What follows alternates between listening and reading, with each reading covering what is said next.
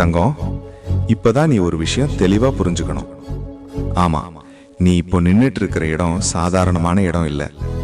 இது வரைக்கும் நீ கடந்து வந்த வழி சுலபமான பாதையும் இல்லை. அதனாலதான் இப்போ உனக்கு சில விஷயங்கள் ரொம்ப கஷ்டமா தோணுது. அதுக்கு அர்த்தம் நீ பொறுப்போட வளர்ந்துகிட்டு இருக்கிற அறிகுறி தான். நீ எல்லாருக்கும் புரியிற வழியில போகல, உன் மனசுக்கு சரின்னு தோணுற வழியில தான் நீ போய்கிட்டு இருக்க. அதனாலதான் சில நேரம் நீ தனியா நடக்கிற மாதிரி தோணும். அது ஒன்றும் தவறில்லை தங்கம், அது உன்னோட தலைமைக்கான அடையாளம் தான். அதுக்காக இன்னும் நீ வேகமா ஓடவும் வேண்டாம், உடனே நின்று போகவும் வேண்டாம். இப்படியே உன் வேகத்துல நீ தொடர்ந்து பயணம் செய். நீ போகிற திசை சரிதான். அதுக்கிடையில சந்தேகம் வருதுன்னா அது உன் மனசு வளர்ந்து அடுத்த நிலைக்கு தயாராகுது என்பதற்கான சின்ன சிக்னல் தான். அதனால நீ நிம்மதியா இருத்தங்கம்.